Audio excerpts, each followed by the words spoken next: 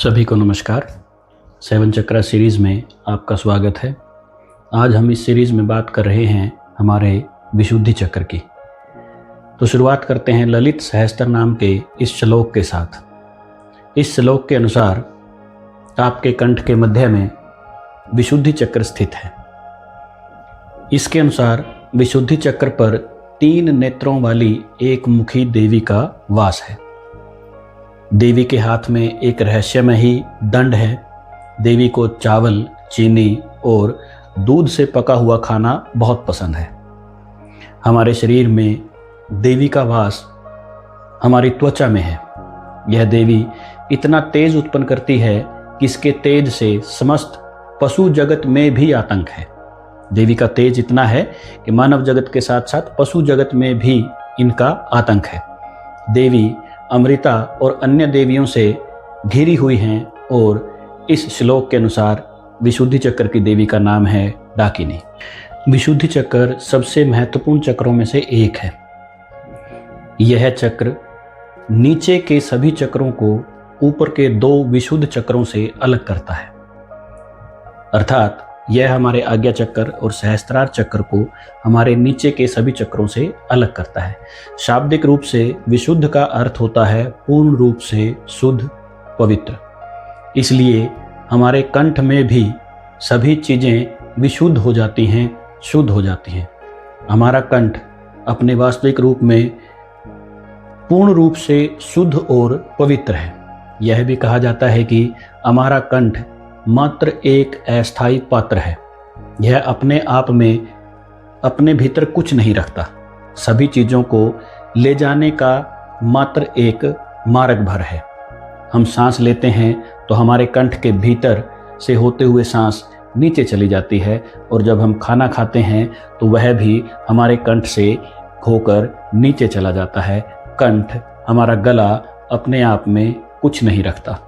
यह पूर्ण रूप से शुद्ध है, विशुद्ध है, पवित्र है। इस श्लोक के अनुसार यहाँ पर देवी एक मुखी है। इसका अर्थ ये हुआ कि यहाँ पर आप बाहर और भीतर से एक हो जाते हैं। आपके यहाँ द्वैत नहीं रहता, अद्वैत स्थापित हो जाता है। डुअलिटी को ख़त्म करके आप एक हो जाते हैं।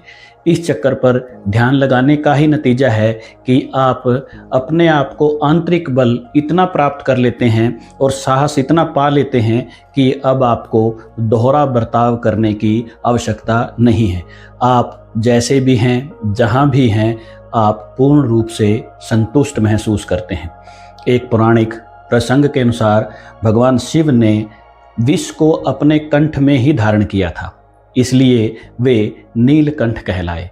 मतलब नीला है कंठ जिनका, विष के कारण उनका कंठ नीला हो गया था, इसलिए वो नीलकंठ कहलाए। इसी आधार पर बहुत लोग विशुद्धि चक्र के साथ रंग को एसोसिएट करते हैं, तो वो नीला रंग एसोसिएट करते हैं। उसका बड़ा कारण यही है। जब आप इस चक्र को साध लेते हैं तो आप अपने आप में बहुत ऊर्जा, बहुत विवेक पा लेते हैं, और यहाँ पर आप ऊर्जाओं का एक बहुत बड़ा रूपांतरण महसूस करते हैं। यहाँ ऊर्जा का गहन रूपांतरण होता है। संभाव्य ऊर्जा गतिज ऊर्जा में बदल जाती है। अर्थात आपकी जो संभावनाएं हैं, आपके मन में जो बातें हैं, आप अपने कंठ के माध्यम से ही उन्हें मूर्त रूप देते हैं। आपके मन की कल्पनाओं को अगर आप किसी को बताते हैं तो आप कंठ के माध्यम से ही, अपनी भाषा के माध्यम से ही आप उनको एक मूर्त रूप देते हैं। तो कहने का मतलब आपकी कल्पनाएं वास्तविकता में यहाँ पर बदलती हैं। यहाँ पर शिव शक्ति, पुरुष प्रकृति दिव्य रूप में प्रकट होंगे और सब कार्य असाधारण महसूस होते हैं। इस चक्कर पर ध्यान के दिनों में आपको दूध, चावल, फल जैसे भोजन करने चाहिए। इस दौरान नमक, मसाले, अनाज व दालों का सेवन न ही करें तो बेहतर है, या कम से कम करें। इस चक्कर पर गहन ध्यान से आपकी त्वचा दमक उठेगी, चमक उठेगी, क्योंकि देवी का वास यहाँ पर आपकी त्वचा में है। तो उस श्लोक का एक अर्थ यह भी निकलता है कि यहाँ से आपकी त्वचा एसोसिएटेड है। आपकी स्किन इस चक्र के साथ एसोसिएटेड है। इस चक्र पर ध्यान करने वाले व्यक्ति को जंगली जानवर इत्यादि परेशान नहीं करते। जैसा उसमें कहा गया था कि देवी का आतंक जंगली जानवरों में, पशुओं में भी है, तो यहाँ पर हम देखते हैं कि हमारे ऋषि मुनि पुराने समय से ही जंगलों में बहुत गहन तपस्या करते थे, परंतु फिर भी उनको कोई जंगली जानवर, कोई इस तरह के खूंखार जानवर, बड़े जानवर परेशान नहीं करते थे, क्योंकि उनका विशुद्धि चक्र उन्होंने साध लिया था, जिस वजह से वो जंगली जानवरों को भी अपने पास नहीं फटकने देते थे। यह चक्र आपके कंठ प्रदेश को, आपके गले और उसके आसपास की चीज़ों को प्रभावित करता है। इस चक्र से विशेष तौर पर आपका कंठ, तालु, आपकी जीवा, आपकी नाली जो जिससे हम सांस लेते हैं, खाद्य प्रणाली जिससे हम खाना खाते हैं, थायराइड ग्रंथि, हमारे फेफड़े, हमारे टॉन्सिल्स, हमारे दांत, हमारे जबड़ा जुड़ा हुआ है। यह चक्कर आपके स्वास्थ्य को प्रभावित कर सकता है। आपने अक्सर देखा होगा कि कुछ लोगों में खांसी, जुखाम, सांस लेने संबंधित बहुत जल्दी रोग आ जाते हैं। इसका अर्थ यह हुआ कि उनको अपने विशुद्धि चक्र पर ध्यान देना चाहिए। उनका विशुद्धि चक्र बैलेंस नहीं है। आप कैसे जान सकते हैं कि आपका विशुद्धि चक्र बैलेंस है या इम्बैलेंस है? तो ये कुछ लक्षण आपके शरीर में आप देखेंगे, जिसके कारण आप महसूस कर सकते हैं, अंदाज़ा लगा सकते हैं कि मेरा विशुद्धि चक्र बैलेंस है या इम्बैलेंस है। आपके अगर जीवन में सामाजिक होना आपको अच्छा नहीं लगता, या आप लैक ऑफ कलेक्टिविटी महसूस करते हैं, सामूहिक समारोह में आप इतना सम्मिलित नहीं होते, तो समझें आपका विशुद्धि चक्र इम्बैलेंस है। आपको अपने आप को व्यक्त करने में बहुत समस्या आती है। जो आप बोलना चाहते हैं वो आप बोल नहीं पाते, और जो आप बोलते हैं उसको लोग गलत समझ लेते हैं, या लोगों तक जो आप बात पहुंचाना चाहते हैं अगर आप वो बात नहीं बता पाते, तो इसका अर्थ भी है कि आपका विशुद्धि चक्र इम्बैलेंस है। उसको आपको बैलेंस करना चाहिए। इससे आपके जीवन में लैक ऑफ सेल्फ रिस्पेक्ट, आत्मसम्मान की कमी भी आप महसूस करते हैं। आप अपने आप को कहीं कमज़ोर महसूस कर। अगला मुख्य लक्षण इसका है कि फीलिंग ऑफ गिल्ट का अनुभव। जब आप पश्चाताप की फीलिंग में, पश्चाताप के अनुभव में ज़्यादा रहते हैं, तो इसका अर्थ भी यही हुआ कि आपका विशुद्धि चक्र असंतुलित है। अगर आपको बहुत जल्दी गला खराब होता है, आपको बहुत रेगुलरली कोल्ड हो जाता है, खांसी जुखाम की समस्या हो जाती है, सांस लेने में समस्या हो जाती है, रेगुलरली बिना किसी कारण के हल्का सा भी आपने कुछ ऐसा वैसा खा लिया और आपका गला बहुत जल्दी खराब हो गया, आपके मुंह से बदबू आती है, आपके दांत अच्छे नहीं हैं, तो इसका अर्थ भी यह हुआ कि आपका विशुद्धि चक्र इम्बैलेंस है। आपको इसको बैलेंस करना चाहिए। आपके इस चक्र को असंतुलित करने में मुख्य जो रोल है वो आपकी वाणी अदा करती है। अगर आप अपनी वाणी पर, अपने विचारों पर, अपनी भाषा पर संयम नहीं रखेंगे, तो आपका विशुद्धि चक्र इम्बैलेंस होगा ही होगा। जैसे हमने आपको पहले बताया कि विशुद्धि चक्र पर आकर आपकी सारी कल्पनाएं, आकर आपके सारे विचार मूर्त रूप ले लेते हैं। उनको व्यक्त करने में यह आपकी मदद करता है। इस तरीके से जब आप कुछ लोगों के लिए सकारात्मक भाव व्यक्त करेंगे तो लोग सकारात्मक रूप से प्रभावित होंगे, और अगर आप नकारात्मक भाव प्रयुक्त करेंगे तो वो नकारात्मक रूप से प्रभावित होंगे। अतः अगर इस चक्र का संतुलित है तो आपकी वाणी में माधुर्य होगा, आपकी वाणी में मिठास होगी, आप सबको सुख पहुंचाने वाली बातें करेंगे। आपकी बातों से सभी को मानसिक शांति प्राप्त होगी। अगर यह चक्कर असंतुलित है तो आपकी बातों का गलत तरीके से मतलब निकाला जाएगा, या आप जो समझाने की कोशिश कर रहे हैं वो बात वो श्रोता तक नहीं पहुंच पाएगी। कई बार आपकी बातों को लोग दिल पर लगा लेते हैं, उनको ठेस पहुंचती है, तो इसका मतलब आपका चक्र असंतुलित है। विचारों को या मन की बातों को आप इसी चक्र के माध्यम से व्यक्त करते हैं। जब हम किसी को अपनी बातें कहते हैं तो वह उसे सकारात्मक रूप से या नकारात्मक रूप से प्रभावित होता है।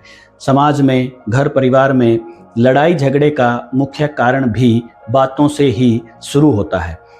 घर में भी आप सभी रिश्तों को बातों के माध्यम से ही ठीक या खराब कर सकते हैं। जब आपकी बातें माधुर्य से और संयम से परिपूर्ण होंगी तो आप अपने रिश्तों को बेहतर कर पाएंगे। और इस चक्कर को असंतुलित करने में हमारे व्यवहार में सबसे बड़ा रोल अदा करती है चुगली। चुगली आप किसी की निंदा करते हैं जो आप किसी के साथ मिलकर करते हैं। इससे आपको सबसे ज़्यादा आनंद आता है। अपने आप में आप इतना खो जाते हैं कि आपको नहीं पता कि आप किसी व्यक्ति के बारे में क्या बोल रहे हैं। इससे आपको सबसे ज़्यादा मज़ा आता है, सबसे ज़्यादा आनंद आता है। इसमें आप निंदित व्यक्ति के लिए नकारात्मक शब्दों का प्रयोग करते हैं, जिससे नकारात्मक ऊर्जा आपके अंदर से ही उत्पन्न होती है। अक्सर आपने देखा होगा कि जब आप किसी की चुगली करते हैं तो बहुत ऊर्जावान महसूस करते हैं, बहुत तेज आप महसूस करते हैं। और जब वह ऊर्जा शब्दों के साथ, आपकी मन की तरंगों के साथ उस व्यक्ति तक पहुंच जाती है तो फिर आप अपने शरीर में, अपनी बॉडी में लैक ऑफ पावर, थका थका सा महसूस करते हैं। ऐसा इसलिए होता है क्योंकि नकारात्मक शब्द जो आपने अपने मन से उत्पन्न किए, और प्रारंभ में तो वो बहुत ऊर्जावान थे, शुरुआत में वो बहुत ऊर्जावान थे। उन शब्दों के अंदर जो ऊर्जा पैदा हुई आपकी इंटेंशंस के माध्यम से, वह उस आदमी तक चली गई। ऊर्जा तो आपकी ही थी, ऊर्जा तो आपके ही शरीर से निकली, इसलिए आप लैक ऑफ पावर महसूस करते हैं। इसलिए हमें अपने जीवन में सामान्य तौर पर व्यवहार में किसी की भी चुगली से, किसी की भी निंदा से बचना चाहिए और इस चक्कर को संतुलित करना चाहिए। इस चक्कर को संतुलित करने के क्या क्या तरीके हो सकते हैं? सबसे पहले आप अपने गले पर, आप अपने कंठ प्रदेश पर ध्यान लगा सकते हैं, जिससे आपका चक्कर संतुलित होगा। दूसरा, आप हमिंग एक्सरसाइज कर सकते हैं। हमिंग एक्सरसाइज, आप जैसे आपने मधुमक्खी को देखा होगा कि वो जो भिन भिन आती है, वैसी आवाज़ आप अपने गले से निकाल सकते हैं। आप हमिंग एक्सरसाइज कर सकते हैं। इस चक्कर को संतुलित करने के लिए आप इसके बीज मंत्र का भी उच्चारण कर सकते हैं। इसका बीज मंत्र है हम। हमिंग एक्सरसाइज जहाँ से हम से ही निकली है, तो आप इसके बीज मंत्र का उच्चारण कर सकते हैं, हम। और इसके साथ आप स्क्रीन पर दिखाई गई मुद्रा लगाकर अगर इसके बीज मंत्र का उच्चारण करते हैं तो उससे बहुत ज़्यादा आपको लाभ होता है। इस चक्कर का रंग नीला है, आसमान जैसा नीला। इस चक्कर को संतुलित करने के लिए आप रेकी हीलिंग भी कर सकते हैं, जिससे आपको बहुत फ़ायदा मिल सकता है। इस चक्कर का जो एलिमेंट है वो व्योम है या आकाश है। आकाश तत्व इस चक्कर से जुड़ा हुआ है। इसे संतुलित करने के लिए आप योगा और प्राणायाम भी कर सकते हैं। योगा में आप हलासन कर सकते हैं, आप शवासन कर सकते हैं। कुछ भी समझ में ना आए तो आपको सूर्य नमस्कार आसन कर लेना चाहिए। प्राणायाम में सबसे बेस्ट प्राणायाम इस चक्कर को संतुलित करने के लिए भ्रामरी प्राणायाम है। जब आपका यह चक्कर असंतुलित होता है तो आपके जीवन में बहुत सारी बुरी आदतों का आगमन हो जाता है। जैसे आप स्मोकिंग की आदत पकड़ लेते हैं, अल्कोहल की आदत पकड़ लेते हैं, आप बहुत बुरा बोलते हैं, बहुत कड़वा बोलना शुरू कर देते हैं, आपको साइनस की प्रॉब्लम हो जाती है, आपको टॉन्सिल्स की प्रॉब्लम हो जाती है, आप बहुत बोलते हैं, आप मैं करके बहुत बोलना शुरू कर देते हैं। बहुत ज़्यादा अनावश्यक रूप से बोलना इस चक्कर के असंतुलन को दर्शाता है। जब यह चक्कर असंतुलित हो जाता है तो आपके जीवन में कुछ बीमारियां आप देखेंगे। फ्लू बीमार कोई आदमी हो जाता है, फ्लू की बीमारी उसको हो जाती है। लॉस ऑफ वॉइस, किसी की आवाज़ चले जाना या आवाज़ में गड़गड़ाहट हो जाना भी इस चक्कर के इम्बैलेंस होने का एक लक्षण है। थ्रोट प्रॉब्लम आपको हो जाती है, आप डिप्रेशन में चले जाते हैं। सर्वाइकल कैंसर भी इस चक्कर से एसोसिएटेड है। जब आपका यह चक्कर इम्बैलेंस होगा तो सर्वाइकल कैंसर के चांस आपके लिए बढ़ जाते हैं। और आपके जीवन में 5 सेंसेस से संबंधित समस्याएं, आप अपने जीवन में जो हमारी 5 सेंसेस हैं, 5 हमारी ज्ञानेंद्रियां हैं, उनमें आप कोऑर्डिनेशन नहीं कर पाएंगे अगर यह चक्कर आपका इम्बैलेंस होगा तो अब हम बात करते हैं कि इस चक्कर को बैलेंस करने के लिए हम हमारे आम जीवन में क्या करें। सबसे पहले आपको फीलिंग ऑफ गिल्ट को अपने यहाँ से निकालना है। फीलिंग ऑफ गिल्ट आपके लिए बहुत खतरनाक चीज़ है। जब आप किसी चीज़ के बारे में गिल्टी फील करते हैं तो आप अंदर ही अंदर अपने आप को खोखला करता जाता है। दूसरा, इस चक्कर को बैलेंस करने के लिए आपको अपने भाई बहनों के साथ, माता पिता के साथ ईमानदारी का व्यवहार करना होगा। चालाकी भरी बातें, चालाकी भरा व्यवहार आपको छोड़ देना चाहिए। आप बहुत दिनों तक या बहुत लंबे समय तक आप खराब मूड में नहीं रह सकते, इसलिए आपको अपने खराब मूड को दूर करने के तरीके समझ लेने चाहिए, सोच लेने चाहिए। अगर आपका मूड बहुत खराब होगा तो आपका विशुद्धि चक्र 100% खराब रहेगा। आप अपने बारे में मैं करके बातें न करें, यह भी विशुद्धि चक्र को खराब करता है। नमक पानी के गरारे आप कर सकते हैं, जिससे आपका विशुद्धि चक्र, आपका थ्रोट का एरिया अच्छा होगा। तुलसी व अजवाइन की चाय आप पी सकते हैं। तुलसी और अजवाइन की चाय आपके थ्रोट चक्र को, आपके गले को राहत देती है। तुलसी और अजवाइन की धुनी आप अपने घर में दे सकते हैं और उससे उठने वाले धुएं को इनहेल कर सकते हैं, उससे भी आपको लाभ होगा। इस चक्कर के साथ हमारे दांत और जीभ एसोसिएटेड हैं, तो आप अपने दांत और जीभ को साफ रखें। दिन में कम से कम 2 बार आपको टूथब्रश करना चाहिए और अपनी जीभ का ऊपर का हिस्सा आपको साफ रखना चाहिए। इस चक्कर को बैलेंस रखने के लिए आपको कम और सटीकता से बोलना चाहिए। मीठा बोलें, सटीक बोलें, शुद्ध बोलें। गाली गलौज आपको नहीं करना चाहिए।